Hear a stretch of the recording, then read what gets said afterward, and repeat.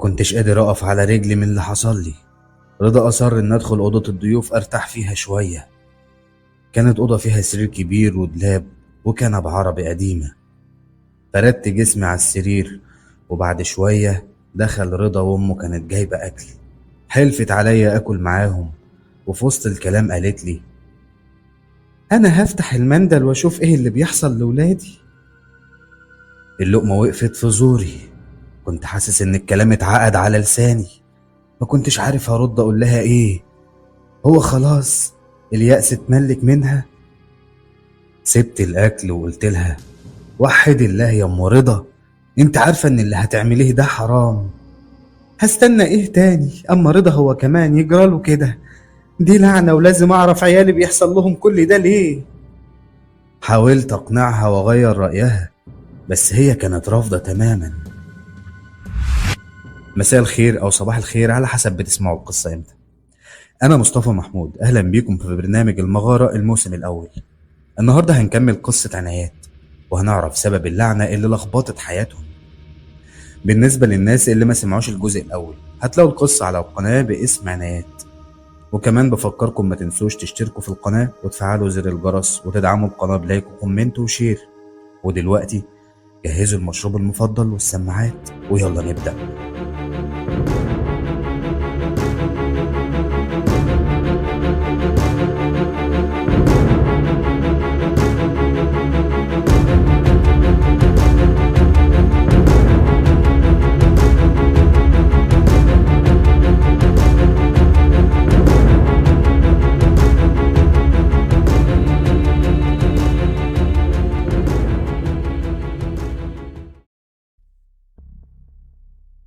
بعد ما صلينا الفجر، رضا صمم يروح المكان اللي اخته صفية قالت عليه تاني. ما كانش قدامي غير ان اوافق على كلامه. ما ينفعش اسيبه يروح لوحده مكان زي ده، خصوصا في ساعة زي دي، اصله في حتة متطرفة. النهار كان لسه مطلعش، والطريق كان طويل قوي ومفيش صريخ ابن يومين ماشي فيه. لما وصلنا رضا فضل ينادي على رامي بعلو صوته، لحد ما واحد جه من وراه ومسكه من كتفه، فاتخض وصرخ وفزعني معاه.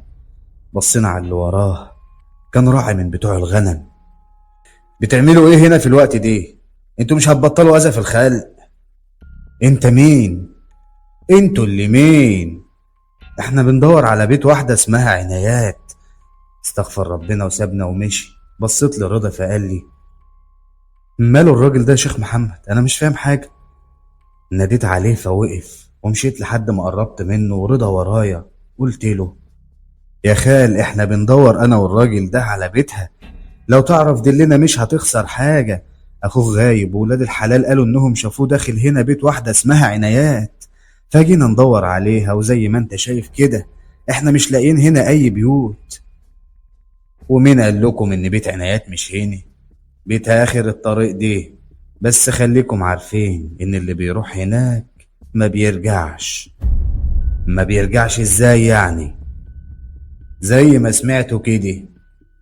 كمل طريقه. وبصيت ساعتها الرضا، ما كنتش عارف هو بيفكر في ايه، لحد ما قال لي: انا مش هسيب اخويا مهما حصل يا شيخ محمد.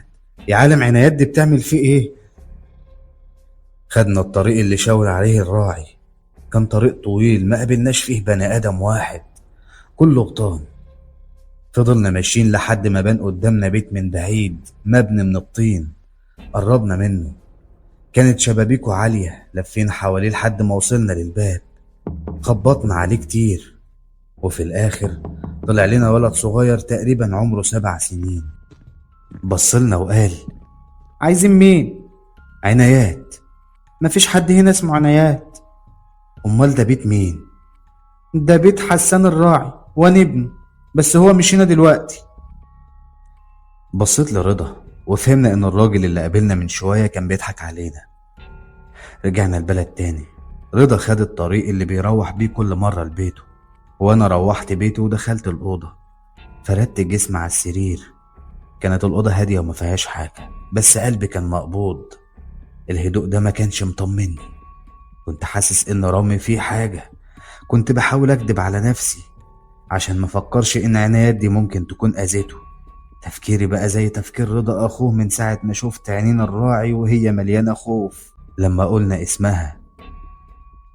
معدتش نص ساعة ولقيت خبط على باب البيت عندي. طلعت أجري، لقيت أمي رايحة ناحية الباب علشان تفتحه. بعدها شفت رضا كان بينهج ووشه مخطوف ومش قادر ياخد نفسه. قربت من الباب وقلت لأمي ادخل انت يا حاجة. وبعدها بصيت لرضا وقلت له خير يا رضا، تعال ادخل جوه خد نفسك من الطريق وقول لي في ايه.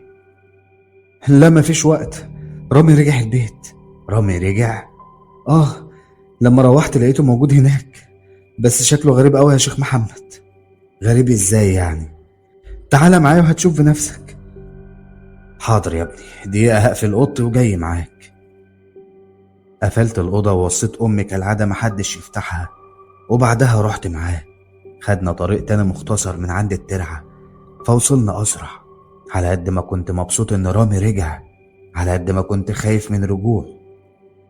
كلمة الراعي أما قال إن اللي بيروح ما بيرجعش كانت بتتردد في ودني. محدش كان فاهم حاجة من كل اللي بيحصل. مين عنايات؟ وليه راح لعنايات؟ وليه رجع؟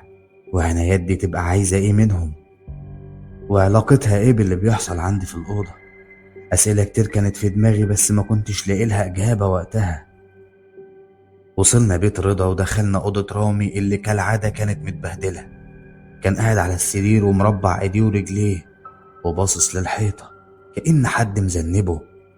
فضلنا نكلمه وننادي عليه كتير، ما كانش بيرمش بعينيه حتى ولا بيرد علينا أبدا. كان بيتكلم مع حد قدامه احنا مش شايفينه. شاورت لهم علشان يخرجوا وطلعت وراهم وقفلت الباب. قعدنا في الصالة، كان فيها كنب عربي قديم وترابيزة صغيرة. قعدت أنا ورامي والحاجة فاطمة وبنتها قعدوا على الكنبة اللي في وشنا. بصيت للحاجة فاطمة وسألتها رامي رجع ازاي؟ كنت سايبة الباب مفتوح، أصل أنا كنت قاعدة مستنياكم.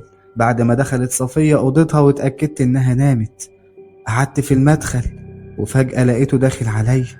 جريت عليه وخدته في حضني ولسه هسأله كنت فين يا ضنايا، زقني بعيد عنه ودخل أوضته.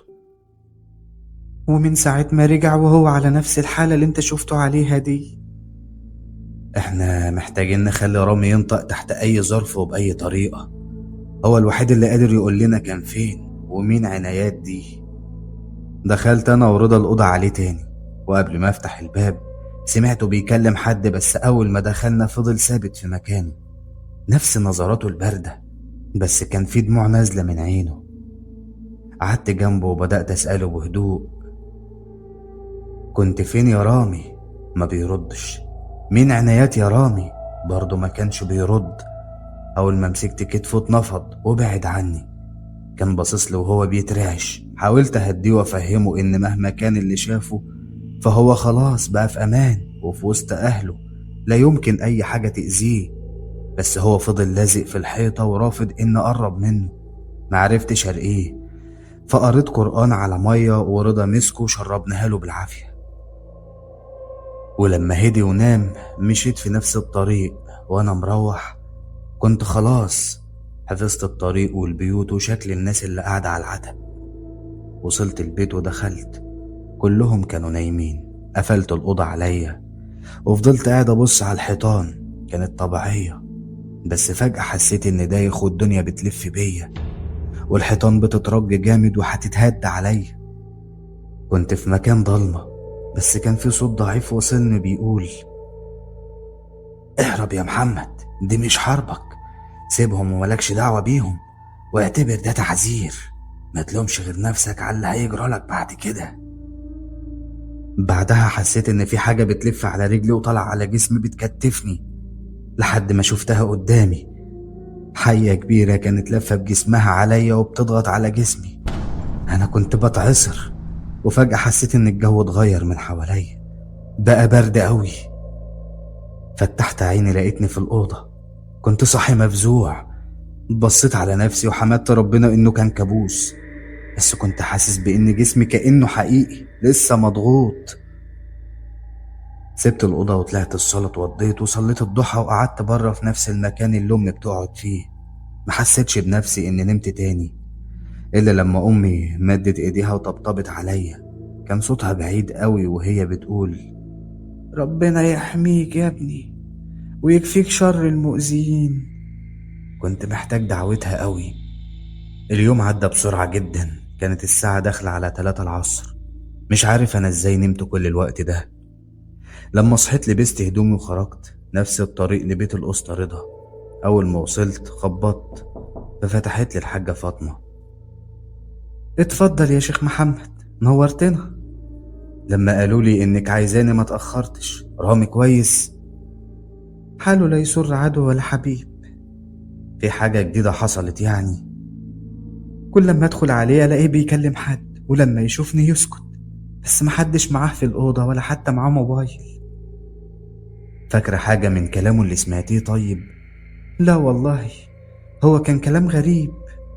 غريب ازاي يعني؟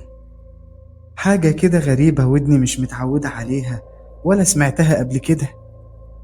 طيب هو صاحي؟ لا نايم، وكمان في حاجة مهمة بعت اجيبك عشانها. صفية ما بقتش مظبوطة خالص. مالها هي كمان؟ بصيتها تخوف وبتسرح كتير وما بتردش عليا لما بنادي عليها. كانت عايزة تولع في نفسها الصبح وقالت لي عنايات عايزة كده. لا حول ولا قوة إلا بالله. كده يبقى في حاجة غلط. أنا قلبي ما كانش مطمن لما رامي رجع لوحده. ممكن مثلا حد عامل لرامي وصفية حاجة بضياع العقل والتوهان. بس مين هيعمل لنا كده؟ ده احنا في حالنا وغلابة. عنايات، عنايات مفيش غيرها. بس احنا ما نعرفهاش. انت ما تعرفهاش، بس جايز حد من ولادك الاتنين يعرفها، وإلا ليه الاتنين بيتأذوا؟ تعرف مين دي ازاي بس يا شيخ محمد؟ لازم رامي يتكلم. يا ريت تندهلي صفية ضروري. حاضر. قعدت صفية قدامي وسألتها: عاملة ايه يا صفية؟ كوابيس. الكوابيس ما بتخلصش. كوابيس ايه؟ بشوف عنايات دايما بتجري ورايا عايزة تقتلني. تعرفي توصفي لي عنايات دي يا صفية؟ ست لابسة عباية سودة وشعرها اسود، في شعر ابيض في رصاصي كمان، بس مغطياه بطرحة خفيفة. عينيها ضيقة ومكحلها كحل تقيل، واسنانها اللي قدام مكسورين، لا تخينة ولا رفيعة، وطويلة. تحس وانت قدامها كده ان قلبك بيتعسر من الخوف. انت تعرفيها قبل الكوابيس دي؟ يعني شفتيها في الحقيقة قبل كده؟ الصراحة لا. قوليلي يا صفية، انت بتقطعي في الصلاة وبتنسي الأذكار؟ بقيت أحس بتقل في الصلاة من أول ما رامي تعب لحد ما بطلتها. والأذكار لما بحاول أقرأها بتعب، بحس إن في نار في جسمي. حاولي يا صفية، أنا عارف إن الموضوع تقيل بس ما تيأسيش. طلبت منهم أبص على رامي فدخلوني أوضته. كان نايم جسمه بيتنفض. قربت منه وحطيت إيدي على راسه وبدأت أقرأ آية الكرسي. فتح عينيه مرة واحدة، كانت كلها بيضة، وقام هجم عليا ومسكني من رقبتي. كان بيخنقني وهو بيقول لي: مش قلت لك ابعد عشان ما تتأذيش؟ رضا دخل الأوضة علينا فجأة. أول ما شافه كده زقه بعيد عني فوقع على السرير وأغمى عليه. في نفس الوقت سمعنا صرخة من المطبخ. طلعنا نجري لقينا صفية هي كمان واقعة من طولها. بصيت لرضا وقلت له: صفية أختك مربوطة برامي، هيحصل لها اللي بيحصل له بالظبط، وده مش كويس. وإيه العمل يا شيخ محمد؟ لازم يفضلوا تحت عينيكم وما يغيبوش عنكم. فضلت قاعد مع رضا جنب رامي، بس آخر النهار روحت بيتي. لما وصلت قلت أقعد شوية مع أمي وابني قبل ما يناموا. وبعدين لما ناموا دخلت الأوضة. لأول مرة أنام بهدوء ليلة كاملة من يوم موضوع رامي. لما صحيت الصبح أمي قالت لي إن أم رضا بعتالي وعاوزاني أروح لها ضروري. معرفش ليه حسيت بقبضة في قلبي وإن في حاجة حصلت. لبست ونزلت من البيت. كنت طول الطريق بقول هات العواقب سليمة يا رب. وصلت البيت وخبطت. فتح لي رضا الباب، ولما دخلت سألته على والدته اللي بعد دقايق خرجت وهي بتحرك برجلها. استغربت، أنا سايبها امبارح كويسة، إيه اللي جد في الموضوع؟ كنت خايف أسأل لأن عارف إن الإجابة مش هتبقى مريحة. لكن رضا قعد قدامي وقال لي: صفية امبارح بالليل كانت ماشية وهي نايمة، لما أمي حاولت توقفها زقتها ووقعتها على الأرض، وفضلت تضربها وتزقها لحد ما طلعت أمي من تحت إيديها بالعافية. أكيد ما كانتش في وعيها. أنا حسيت بحركة غريبة في أوضتها فدخلت أشوف إيه اللي بيحصل. كانت قاعدة باصة للحيطة وظهرها للي داخل من الباب، وكان طالع منها صوت غريب. صفية بنتي كانت بتكلم الحيطة، أصل محدش كان موجود قدامها. قربت منها وفضلت أكلمها، ما كانتش بترد عليا لحد ما قامت وقفت وكانت طالعة من الأوضة. ناديت عليها ما ردتش، ولما حسيت إنها ممكن تضيع مني زي رامي شدتها من إيدها وضربتها بالقلم عشان أفوقها، بس ساعتها زقتني على الأرض وهجمت عليا وفضلت تضرب وتلطش فيا لحد ما رضا دخل نجدني من تحت إيدها. طيب ممكن أشوف صفية؟ طبعا، اتفضل معايا. وقف رضا قدام الباب وخبط وعرفها إني معاه. دخلنا أوضتها، كانت زي أوضة رامي بس فيها سرير واحد. لقيناها واقفة على السرير وبصة ناحية الباب وشعرها مفرود. أول ما شافتني قدامها هجمت عليا وفضلت تخربش فيا وتضربني، وقعتني على الأرض. كنت بقرأ قرآن وده كان بيستفزها أكتر. رضا بصعوبة بعدها عني وزقها على السرير. فضلت تصرخ بهستيريا عشان أوقف اللي كنت بقرأه لحد ما أغمى عليها. رضا شد عليها الغطا وطلعنا وقفلنا عليها الباب. ما كنتش قادر أقف على رجلي من اللي حصل لي. رضا أصر إني أدخل أوضة الضيوف أرتاح فيها شوية. كانت أوضة فيها سرير كبير ودلاب وكنبة عربي قديمة. فردت جسمي على السرير وبعد شوية دخل رضا وأمه، كانت جايبة أكل وحلفت عليا آكل معاهم. وفي وسط الكلام قالت لي: أنا هفتح المندل وأشوف إيه اللي بيحصل لولادي. اللقمة وقفت في زوري وكنت حاسس إن الكلام اتعقد على لساني. ما كنتش عارف هرد أقول لها إيه. هو اليأس اللي جواها خلاص اتملك منها. سبت الأكل وقلت لها: وحد الله يا أم رضا، انت عارفة إن اللي هتعمليه ده حرام. هستنى إيه تاني أما رضا هو كمان يجراله كده؟ دي لعنة ولازم أعرف عيالي بيحصل لهم كل ده ليه. حاولت أقنعها وأغير رأيها بس هي كانت رافضة تماما. استأذنت من رضا ومشيت. طول الطريق كنت بكلم نفسي: أنا لا يمكن أقبل أحضر حاجة زي دي، مهما كان رضا وإخواته غاليين عليا ومهما كان أبوهم صاحبي. عدى أسبوع تقريبا ما عرفتش عنهم حاجة فيه، لحد ما لقيت أمي داخلة عليا الأوضة وبتقولي إن أم رامي مستنياني بره. طلعت وأنا بدعي ربنا تكون جاية تقولي إنها غيرت رأيها. رحبت بيها ودخلتها الأوضة وقعدت على الكنبة وبصت في الأرض وقالت لي: إزيك يا شيخ محمد، عامل إيه؟ بقى كده تسيبنا في عز محنتنا؟ يا حاجة فاطمة، انت طلبت مني حاجة مش هقدر عليها. ماشي يا شيخ، بس احنا مش ناس وحشين ولا بتوع الكلام ده. انا كنت عايز اعرف ايه اللي صاب عيالي. يا ام رضا انا يا شيخ انا زي انت ما بتقول كده. ما عذرتنيش ان وشايفة عيالها بيضيعوا قدام عينيها. انا اسف يا ام رضا، بس اللي كنت عاوزانا احضره ما ينفعش. طيب اسمع يا شيخ اللي حصل. بعد انت ما مشيت خدت نفسي ورحت لواحدة جارتنا، هي تعرف واحد من الناس اللي بيفتحوا المندل وبيشوفوا الطالع وبيعملوا الأعمال، وهي اللي جابت الراجل البيت.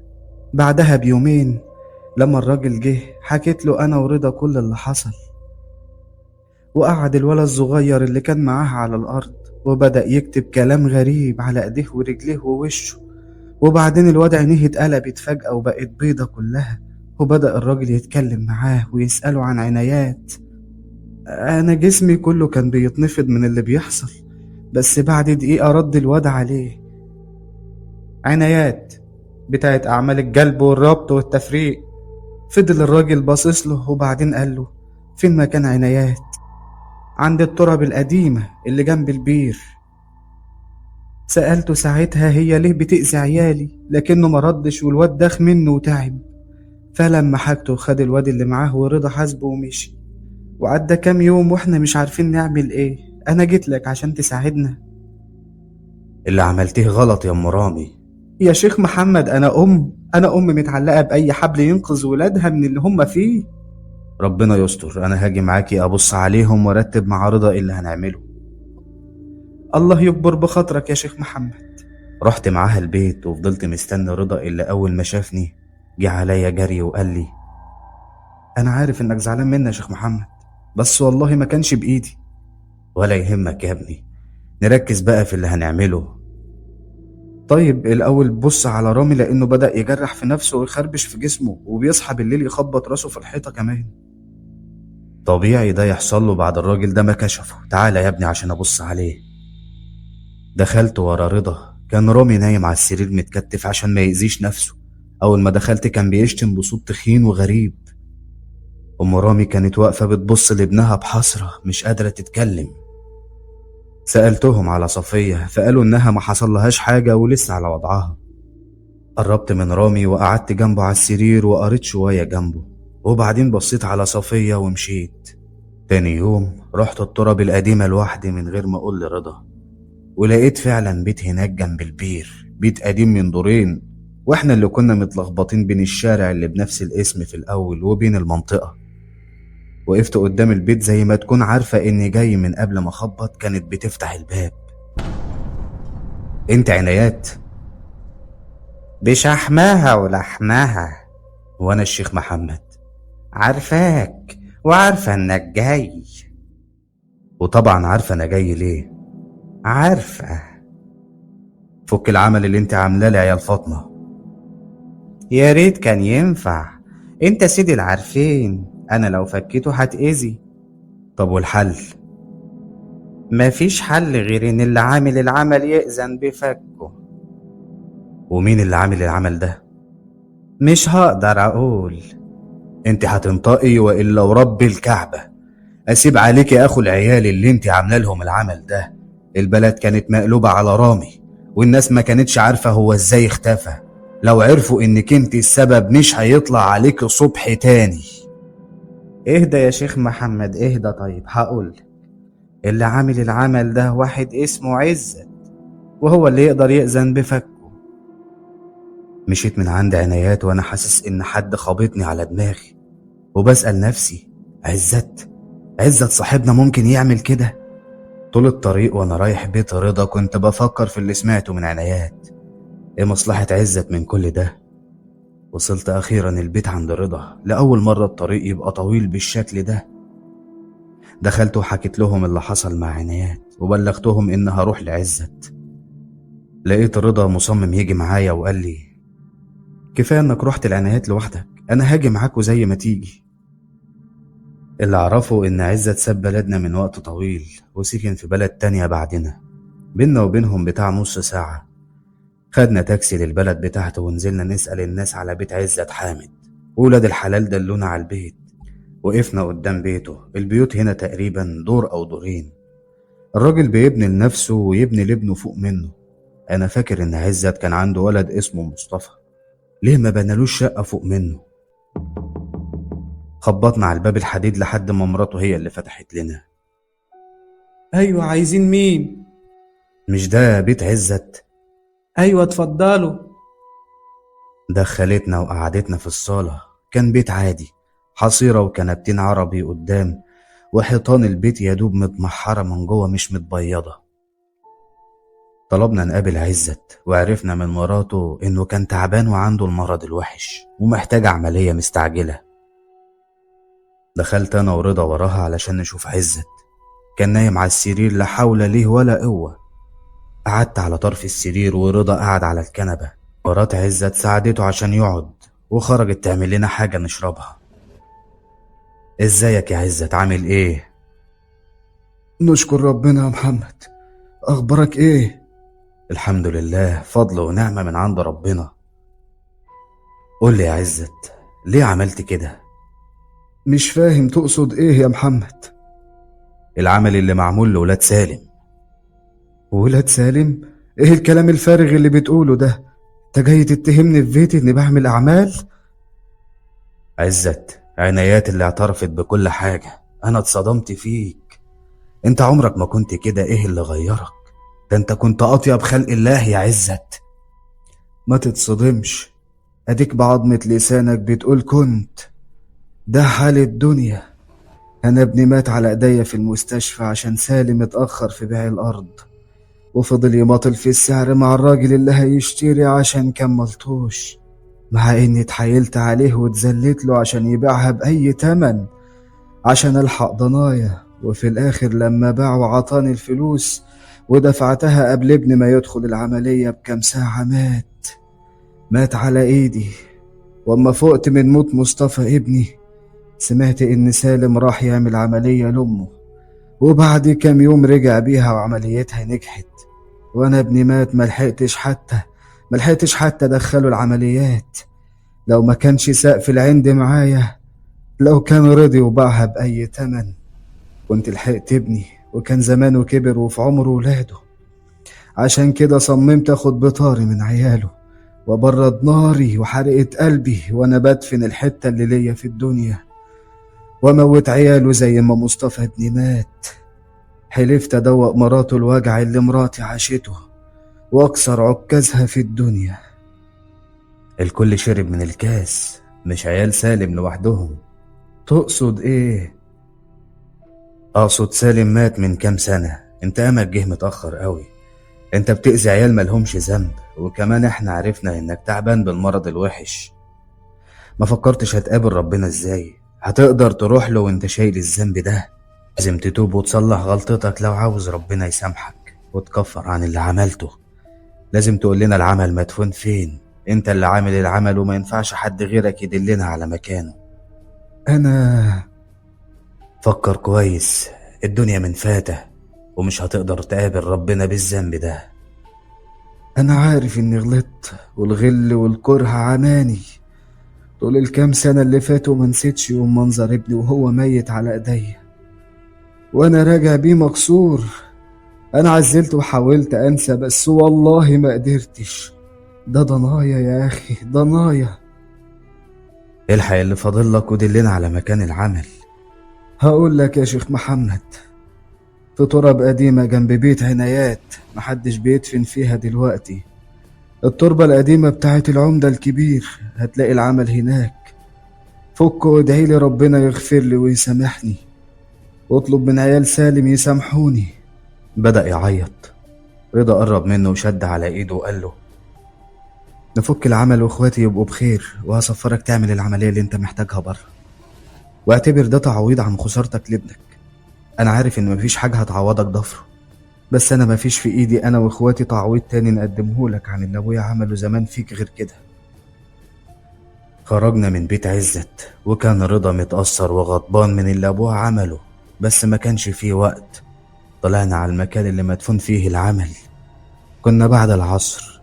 بدأ رضا ينبش القبر اللي عزت قال انه دفن فيه العمل، وانا كنت بقرأ قرآن لحد ما وصل رضا الحاجة، فمديت ايدي وسحبتها.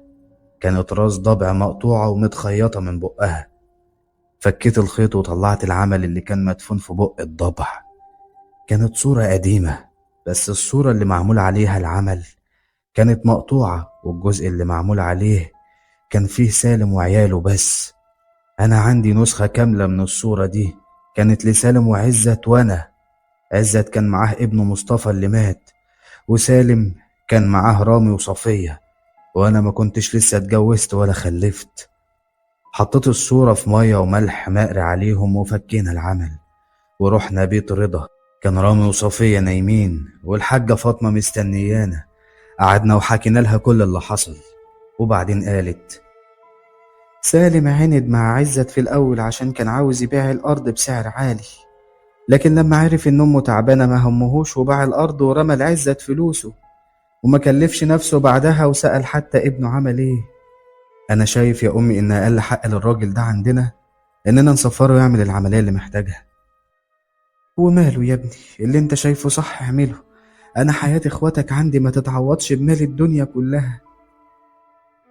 خلاص يا شيخ محمد، بكرة نمشي في الإجراءات. بعد كام يوم لقيت رامي هو اللي جاي لي البيت. أول ما شفته افتكرت اليوم اللي دخل فيه الأوضة والمعاكسات اللي كنت بتعاكسها عشان ما ساعدوش. ضحك كده وقال لي جايب لك أخبار حلوة يا شيخ محمد. خير يا ابني؟ مرات عزة اتكلمت رضا من بره وقالت له إن العملية نجحت، وكانت بتطمنا وبتشكرنا. ياه يا رامي يا ابني، على الإحسان لما يتقابل بالإحسان. عارف يا ابني، الشر عمره ما جاب غير الشر، والكره عمره ما جاب غير الكره. آخر حاجة حابب أقولها لك إن البلد اتقلبت على عنايات، وكانوا هيولعوا فيها وهي في البيت، بس اكتفوا بطردها من البلد.